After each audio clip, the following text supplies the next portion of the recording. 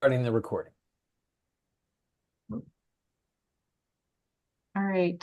Good evening, everybody. I'm going to start sharing my screen and I have a presentation, and then we'll have time for questions at the end. Questions about anything, anything that I've talked about or other questions you might have about Water First. So let me share my PowerPoint. I'm remembering to share sound. Oops. Wait, sorry. Let me do that again. It went so fast. Okay. So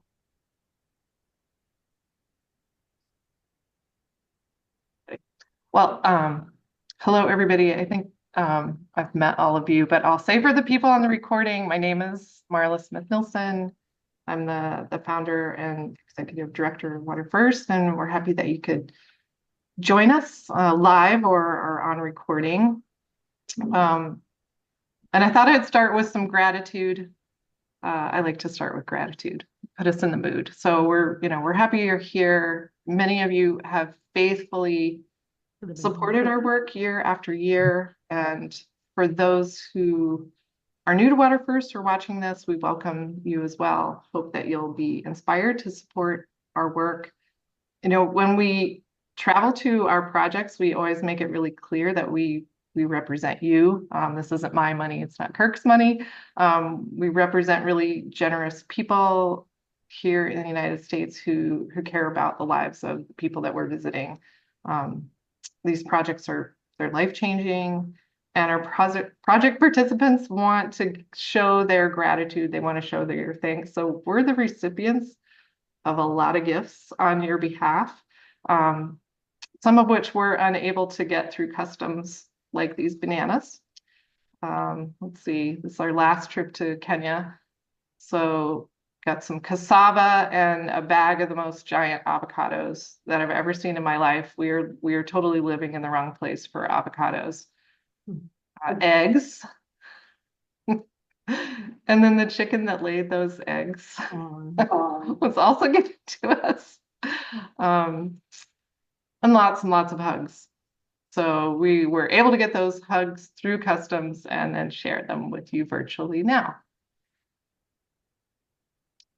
So I always like to start with a short, Water First 101 description of who we are and what we do, especially for people who are new to our work and our unique way of approaching it. So, we invest in women, and by investing in women, we improve gender equity, we alleviate poverty, and we protect health and enhance nutrition, especially for young children.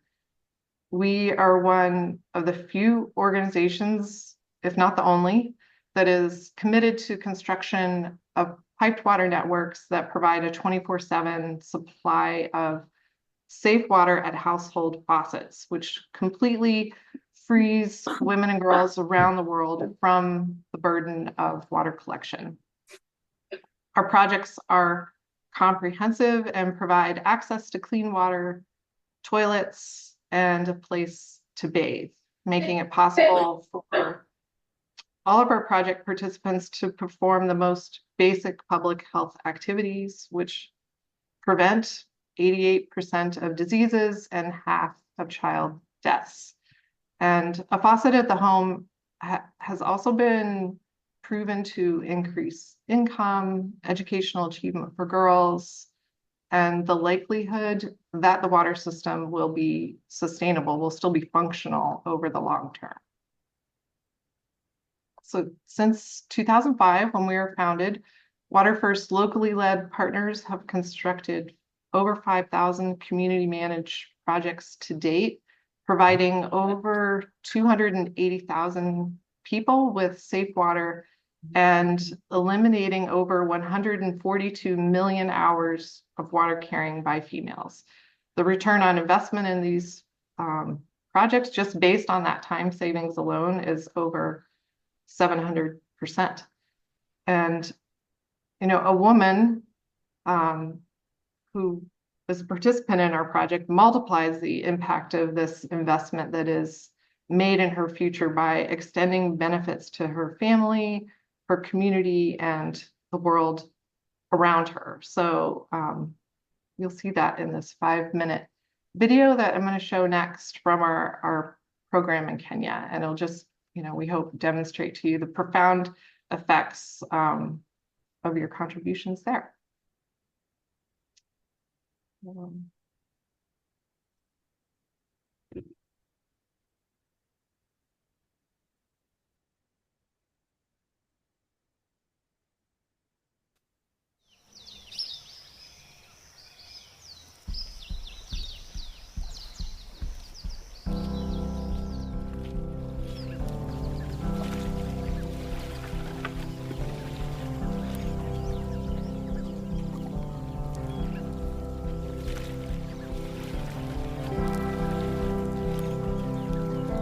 When there is dry season, there is no rain. We go almost 10 kilometers searching for water.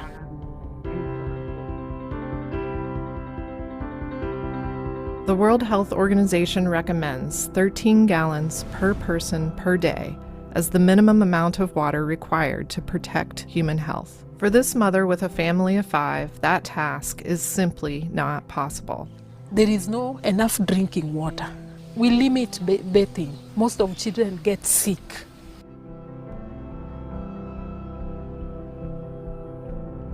The priority number 1 is to make sure that all households, they have safe and clean water at their doorsteps.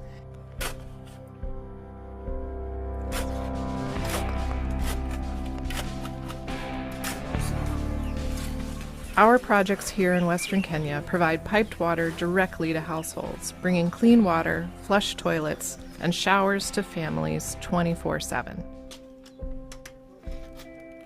We started with the most vulnerable. I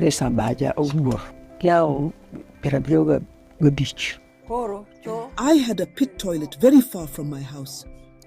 I was finding it difficult to use, especially at night.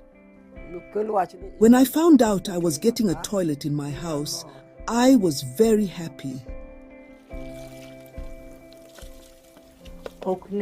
This is kind of a miracle. I never even thought that one day a great thing like this will come to my house. Already we are seeing an impact within that community. Lives have been transformed.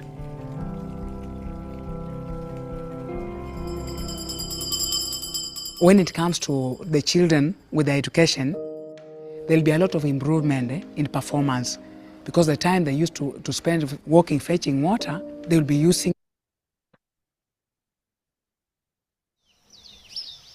Uh-oh. I'm going to try to skip ahead to that spot.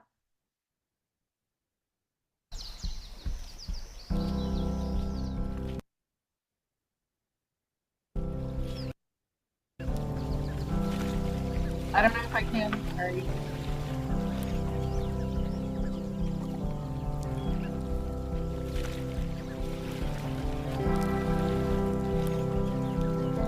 When there is dry season, there is no rain. We go almost 10 kilometers searching for water.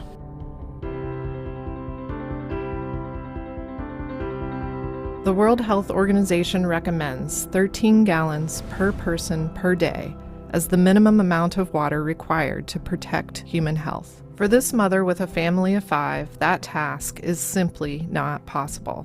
There is no enough drinking water. We limit bathing. Most of children get sick.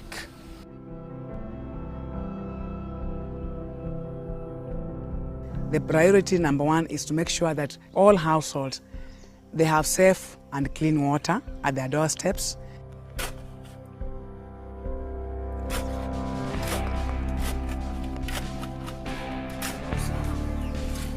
Our projects here in Western Kenya provide piped water directly to households, bringing clean water, flush toilets, and showers to families 24/7.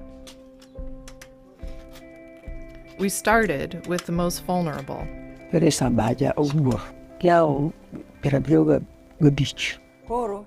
I had a pit toilet very far from my house. I was finding it difficult to use, especially at night. When I found out I was getting a toilet in my house, I was very happy. This is kind of a miracle. I never even thought that one day a great thing like this will come to my house. Already we are seeing an impact within that community. Lives have been transformed.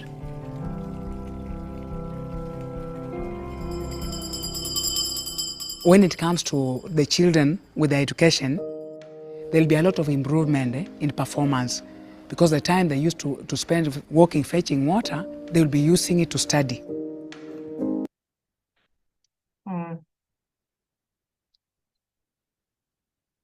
All right, I think we're just going to send you a link to the video because I don't know why it's skipping. Sorry about that.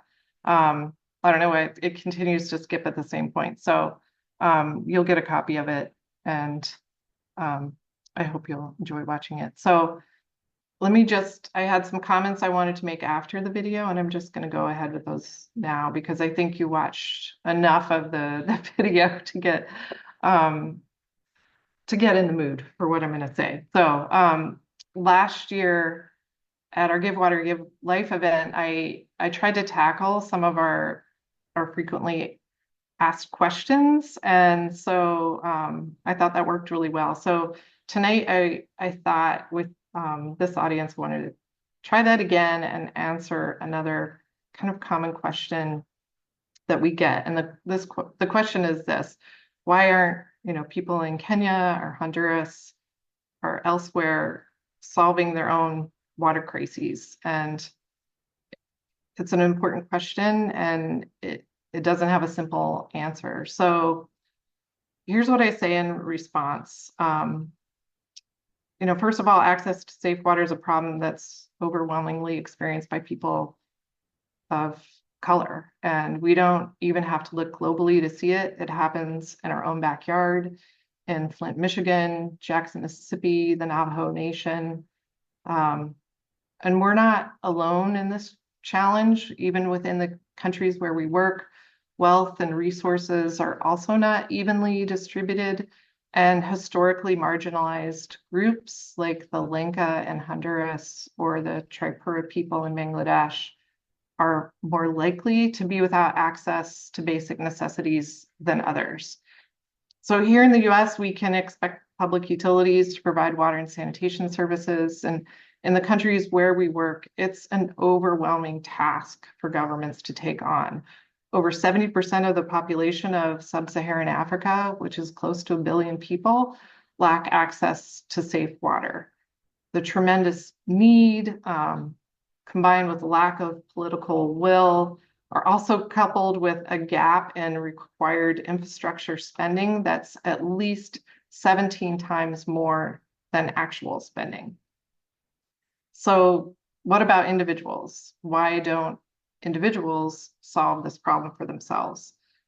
So having spent the last 30 years talking with people that are experiencing generational poverty, what I've learned is this: those that are born into poverty can't hustle their way out of it. They don't really have the luxury, like we do, of making choices around spending and saving. They do survival. And there's one more vital component in response to this really complex question that I'm answering really quickly. Water scarcity disproportionately impacts females. So the global water crisis is a compounded form of discrimination. And this intersectionality means that it can only be solved in a holistic way. And a holistic approach centers women in the design of water systems in the first place. Women describe carrying water as ruling work that is stressful, degrading, time-consuming, and a major source of conflict with neighbors who share the same scarce and contaminated water sources. So our projects put an end to this by placing taps at houses. Piping water directly to households 24/7 is also a comprehensive public health solution, allows everybody to have enough water to be healthy for drinking, cooking, hand washing, bathing, and operating a low flush water seal toilet. And you saw that just briefly in the video with the part we saw with Mama Perez. And, you know, after this meeting, I invite you to celebrate that simple pool of water that you see in your own toilet. It's a life-saving barrier that prevents germs and odors from finding their way back into our homes. A holistic approach for solving a problem that is largely experienced by women also means building empathy amongst men. Our partners address this topic with grace and understanding. Role playing and time use exercises are some of the ways that they begin this conversation. And the tangible outcomes that we see of these discussions are evident when men spend months digging pipeline trenches across mountainsides entirely by hand. Water First was born out of a deep commitment to address root causes of water-related diseases, poverty, and inequity. And the transformation that unfolds when caring water is no longer stealing women's time and energy is genuinely remarkable. So this is Maria Josefa, who we affectionately call Chipita. And she carried water home every single day until she was a teenager. But then a water project that was built by our local partner organization in Honduras completely changed the trajectory of her life. With water at her house, Chipita had more time and energy than she ever imagined possible. And so she was able to pour herself into her new dream, just growing coffee. Despite not having a formal education or experience in coffee cultivation, Chipita transformed this simple piece of land that she bought with her husband into one of the finest coffee farms in the region. And as her business has grown, so has her dedication to give back to her community. Chipita is a respected councilwoman in her municipality and has used her leadership role to address other critical issues for women, such as domestic violence and representation. And since Chipita was elected, council membership in her municipality has actually shifted from exclusively male to a slightly female majority. In the film, when you watch it after this, you'll meet this woman, Nancy, and she talks about how a project that is ongoing in her community of Cocelo gave her marketable job skills. She is working to construct concrete rings that are used to line septic pits for toilets in the projects that we're doing in Kenya. And when we were last visiting, Nancy told us what it feels like for her to earn an income for the first time ever. And what it means is that her labor is finally valued. And it gives her the ability to make more choices about her life and the lives of her children. And this is Lucy. She's also a resident of Cocelo. And she told me in September that the project in their community has given her the confidence to just share her opinions. She said that, this is what she said to me, because of this project, we are able to talk in front of people in public. And as I stand in front of you now, I have the courage to speak. So the power of including the voices of Lucy and Nancy and Chipita in decision-making is absolutely undeniable. When women shape water policies and programs alongside men, communities actually make better use of water services and sustain them. So another way to interpret the question that started off this whole discussion is, why us? What impact can a group of people in Seattle or, the small Water First community have on a massive global issue. Compared to the size of this problem, our organization is small, and admittedly, sometimes it feels like we're trying to roll a boulder uphill. But this problem doesn't exist because the world can't afford to solve it. It exists because the world doesn't really know how to solve it. And with over 99% of our projects still in operation, some close to 20 years old, I think it's very fair to say that we have some ideas to bring to the dialogue. So beyond our ongoing commitment to supporting new projects for communities on our waiting list, we wholeheartedly embrace transparency. And in the past year, we've been more intentionally sharing what I jokingly refer to as our secret sauce, because it was never actually secret. We're always happy to share. The investment that you have made in solving the acute water and sanitation crisis for thousands of communities is being leveraged to help others see what is possible. So I wanted to share one final story. This is Agnes. She's a resident of the Musongo village in Kenya. And, there are people that linger in your thoughts after you meet them. And Agnes is definitely one of those people for me. She, you did see her at the beginning of the film. She was making a long walk home with water. Agnes faced really significant challenges from the moment she was born. She was raised by a single mom, never attended school. And while her mom worked, Agnes was largely left to navigate the world completely on her own.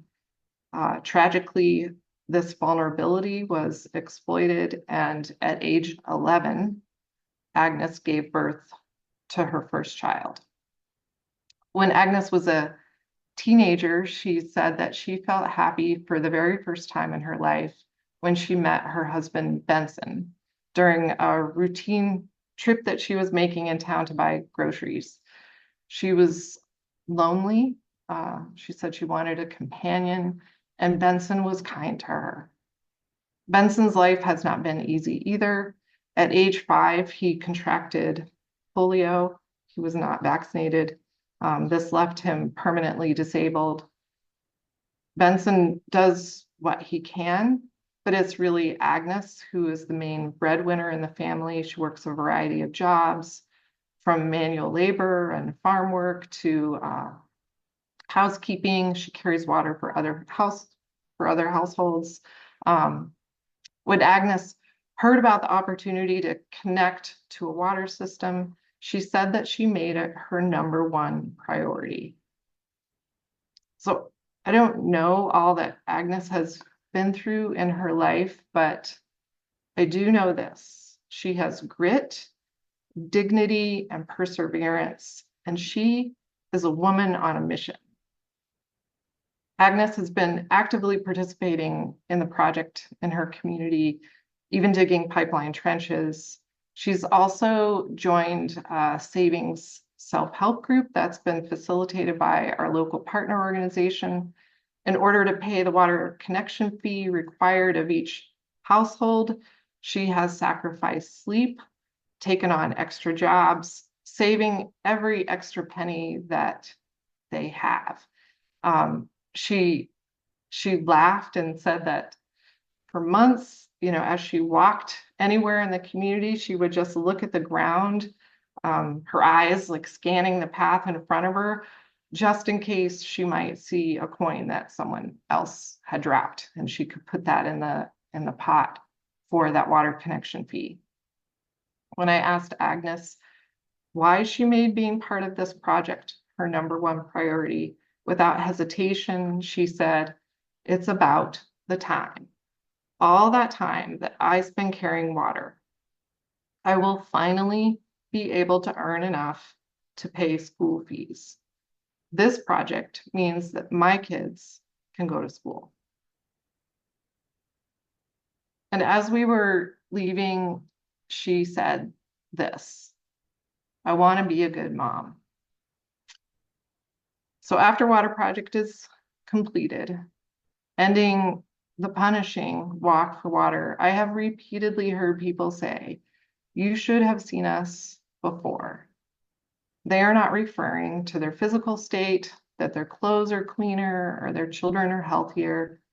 Instead, I believe that they're referring to their spirits, and that they now recognize the point in their lives when they resign themselves to a lifetime of poverty. But Agnes has her sights set on a pathway out. She is leveraging every bit of strength she has to create this new foundation for her young family. And as a Water First community, we have the profound privilege to say to her, to say this to her with the funds that we're going to raise this year. You know, we got you, Agnes. Your problem is our problem, and we're not leaving anybody behind. And you're already a good mom. So donating to Water First really gives us the opportunity to choose the world that we want to live in and the world that we want Agnes's kids to live in. So as we're gathered here tonight, you know, I'm asking you between now and the end of the year to consider a generous gift. So here's some information that might help you. On average, $1,000 brings tap water, a toilet, and a place to bathe to 2 households. And you know, doing the math, on average, $100 brings tap water, a toilet, and a place to bathe to 1 person. And we also, to help you make a decision, we have a matching fund. So donations $100 and up that are made between now and the end of the year will be matched by a group of donors. So $1,000 gift could be doubled to help 4 households. A $10,000 gift could help 40 households. And we're happy to help you with any multiplication questions that you have from now to the end of the year. So I'm gonna stop sharing my screen and just say thank you to everybody for listening to my presentation. Sorry that the video didn't work, but we will send it to you later so that you can see that part of the presentation. But now we want to hear from you and hear your questions.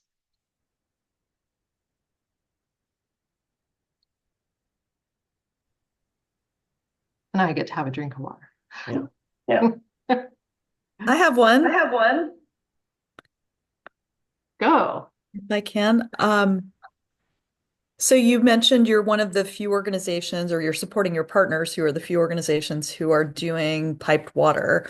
And I imagine they are surrounded by other communities who don't have that. Are you seeing any interest in these other communities, or wait, why did they have it at their house versus we have to still go fetch it from a community water point? Are you seeing anything like that happening or hearing about that from your partners?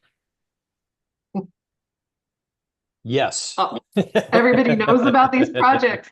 Everybody knows about them around. They're creating a lot of excitement. People hope they'll be next. And then a follow-on question is, so I was just on a webinar the other day, maybe yesterday, about system strengthening, and there was this whole debate about, isn't it better just to give the bare minimum so you can reach more people? What do you reply to that? Like, what is the cost to give the hand pump versus the piped water at home? You know, how would that compare? And what's your response to that? In my opinion, dumb argument. Do you want to respond, or you want me to respond, Kirk? I'd be happy to. Yeah. So when you implement a water project, and at a community scale, it's a big deal. You're bringing the entire community together. It's not a 2-day activity. There's a lot of discussion. There's a lot of organization. You're really investing a lot in this community on the organizing side, and whatnot. So since you've got their attention, why not go all the way? You know, if you go part way, then you're gonna have to come back later and do all the same, getting everyone's attention. And if your previous project wasn't all that effective, you're gonna have a harder time getting their attention. So really, I think the key is that this is what people want. They want water at the home. They want a shower and they want a flush toilet because they know that everybody else has that in wealthier contexts. So in these communities where we're working, people are saying, my village is now like a European city. You know, we have showers like they do. We have water at our houses like they do. So there's a lot of pride in that. They know it. That's what they want.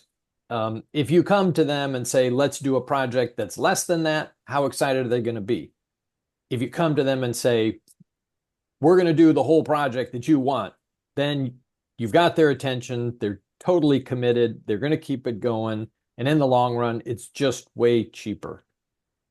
So, and one of our partners likes to say, cheaper is more expensive in the long run.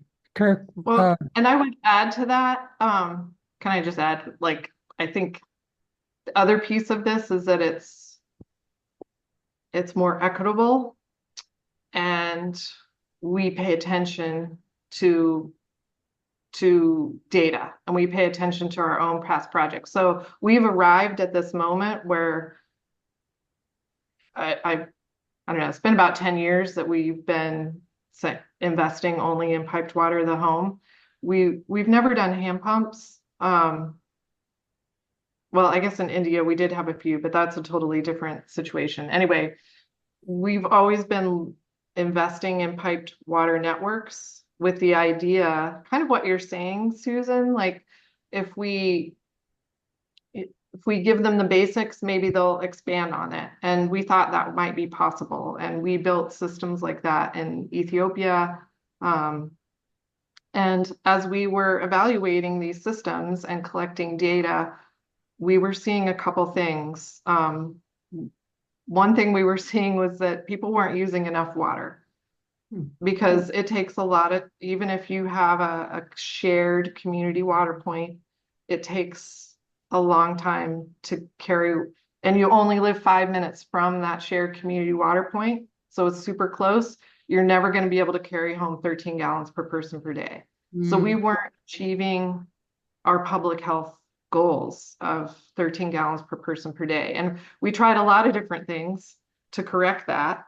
But the only thing that corrected it were the connections that people were making to their homes. So there were some people in Ethiopia who were close enough to the main water lines that they could connect their homes directly to the pipeline and have piped water at the house. Those people were using enough water. Not everybody in the community could connect because not everybody could afford to. So that's why I'm saying, like, the equity piece, I don't think in these communities, there's a range of abilities to pay. And we really want to make sure that everybody's covered and has piped water in their house. So we've decided, based on the data that we've collected from our own projects and what we're seeing in other projects that are similar, these sort of shared water systems, that the only way we're going to achieve the goals of the public health goals, the ending the walk for water goals, the multiple benefits, is if we just invest upfront in the thing that we know will get us there. And our projects are more expensive. They are, for sure, but they don't break. So I think that our approach, the engineer in me says, if we just do an engineering economics study, ours are actually cheaper, even though the capital investment up front is more. Generally speaking, what are the sources of the water that you're piping in? And will it be prohibitively expensive for people over time if it's under government or private control? So the sources of water vary from country to country. Historically, in Honduras, they've used high elevation springs, and those were, really awesome because gravity brings that water to the community. So there isn't that operational cost. You don't have to invest in energy to move that water. Everywhere else, it's groundwater. So some form of well, and then pumping the water to a storage tank.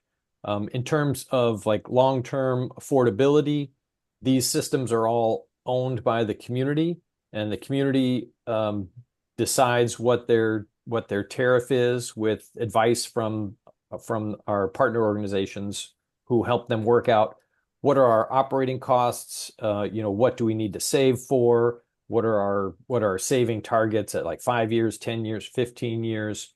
And, if you have enough people utilizing a system, then you can build up that savings. Honduras, they've done a wonderful job. A lot of these small communities have thousands of dollars saved after 10, 15 years. And that savings from water sales is actually used as a lending, as a savings and loan for the community. So they grow their water savings by making small loans to people in the community to, maybe buy an animal or buy a farming implement so they can earn more money. And that keeps the water affordable and the system operating because they have the money they need to fix it. So as you know better than me, water's become big business internationally. And my fear was that corporate control could end up overtaxing end users. You feel relatively immune to that if you have natural sources of water that don't require major engineering at the initiation end. Yeah, in these situations, the community has ownership of the water source, and all of the components that move that water from the source to all the homes. So they're pretty safe from any corporate takeover of the water system. That's wonderful. And I think they're also like they're not incentivized at all to hand these systems over to government or another entity because they've felt forgotten. They don't trust these. They don't trust a lot of government. They don't trust corporations. Those are not people that took care of them before. So I think they're highly motivated to take care of these systems on their own. Thank you. Are you planning to stay in the countries that you're in right now? Do you want to add countries? What do you think? What are your thoughts for the future if you're funded enough? Yeah, it's all a funding question. Funding. I think we would love to be, I mean, if I'm just answering it for my preferences, because we're not at a point where we can realistically answer that question. Because there's just a lot of work to do in the countries where we are, but I would love to invest more in sub-Saharan Africa. It's where the needs are. Definitely the greatest percentage of population that are walking to distant water sources. That's happening in sub-Saharan Africa. And for reasons that I don't understand completely, the investment in water and sanitation, kind of by the globe, like by everybody who contributes to this problem, we add up all of our contributions together. The contributions are on a decline, and they're declining most significantly in sub-Saharan Africa. So, I think we would, not that we're in any position to make up for that gap, but it does motivate me to do what's right, and invest more where it's needed most. Thanks. And we're really encouraged by what we're seeing in Kenya. Yeah. Yeah. We're very encouraged by it. It's exciting, actually. Every time it's amazing what's happened in a couple years to go from nothing to having systems running and people reading meters and paying water bills. It's awesome. People with showers at their houses. I mean, it's transformational, and we're getting to witness it. I have So another all the question. communities that are around are just like, we're ready. Expand to us. I bet I have another question for you all, and it's related again to the piped water, and it's about and I think you've touched on this a little bit, but there are so many studies that show that stored water is dirty water. So you showed that pile of jerry cans. If you have a community water point, or if you have, even if you have a community water point, you have to store that water at home. You have to carry it there because you don't have the tap. So you have to carry it home and it's stored. And almost always that water gets contaminated by dirty hands or a dirty container. And I think the latest one I saw is that 86% of stored water containers had E. coli in them. And that was from a chlorinated source. So Yeah. even if the water source is treated, it still gets dirty at home. So have you all studied that? Are you looking at that water quality issue and at the household? And I was just curious about that. I mean, we do water quality testing in all of our projects. So, but people aren't storing water for drinking. They can literally go to the tap and fill up a glass. I think the probably the most significant piece of it is that when people are carrying water home, they don't have enough water for hand washing.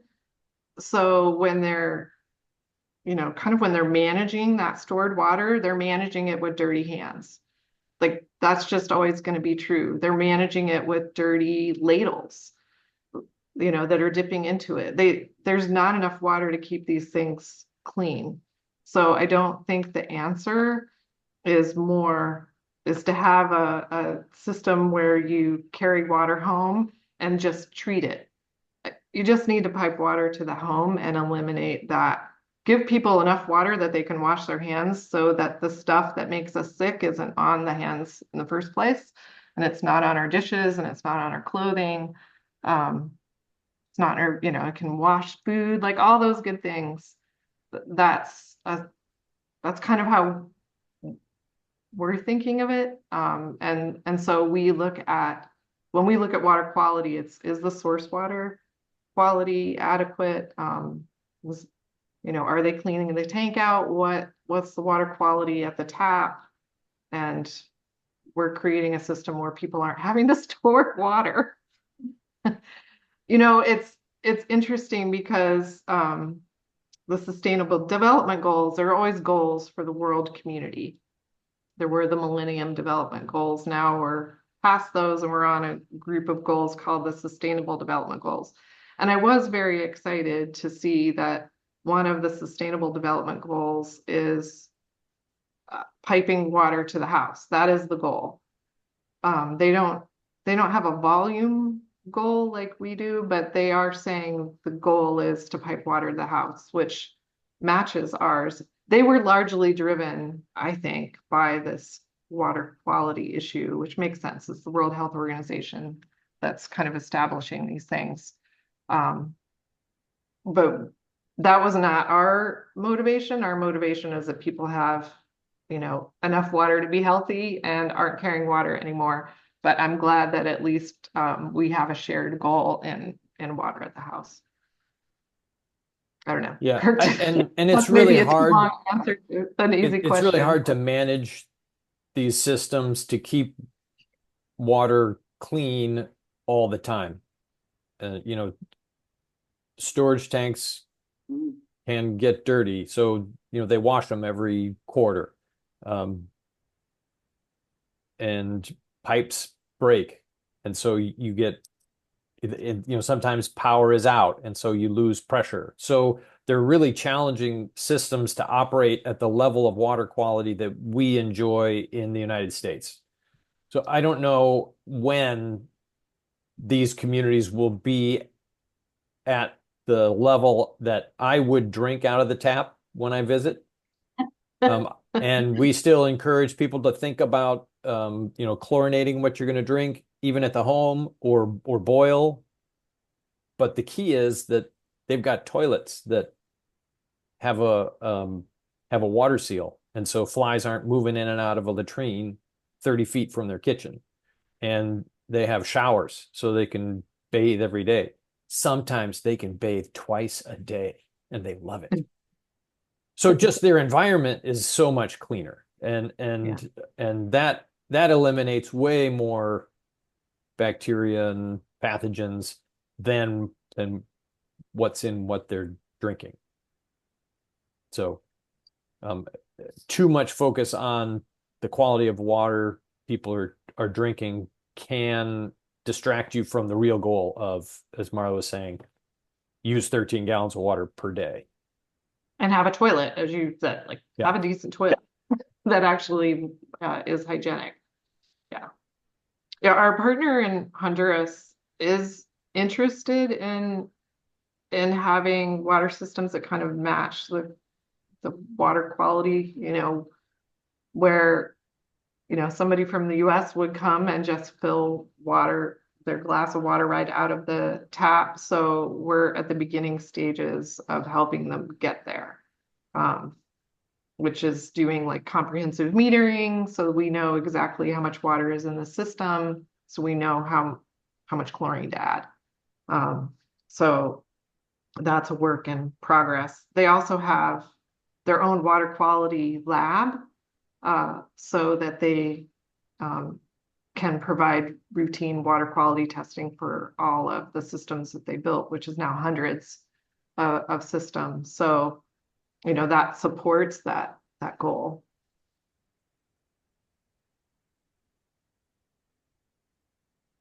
Can I ask you a question? When you look at sub-Saharan Africa, are there any of those countries that are significantly worse than others or in greater need? Yes. Yes. And sometimes it's harder to be in those countries. So, you know, one of our stories that is a heartbreaker is that we were in Mozambique for several years. We were working in the furthest northern province of Cabo Delgado, and now that area is sort of in the middle of civil war. So, you know, sometimes the greatest need also coincides with some of the greatest instability politically. So we can't always match up successfully, helping those at greatest need, you know, with this problem. So in Kenya, we feel like that's a more stable environment. There won't be basically civil war going on where we are.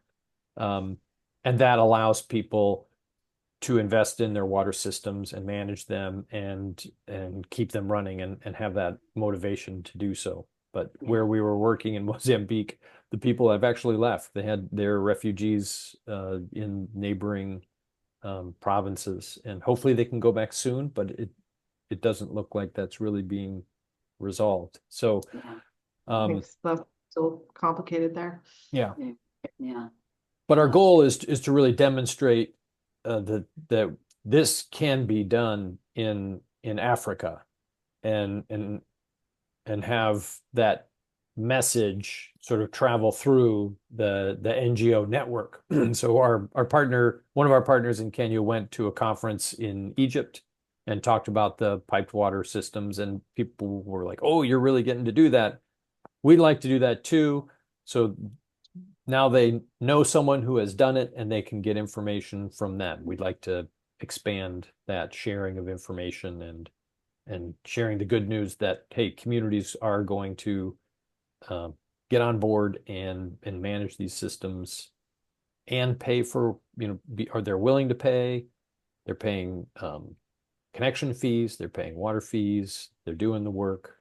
So that, I think, resolves some concerns that organizations have. This might not work. Yeah. Yeah, we definitely, we were in Mozambique long enough to be convinced that, the communities we were working in were very poor and very isolated. Yeah. And they were paying their water bills.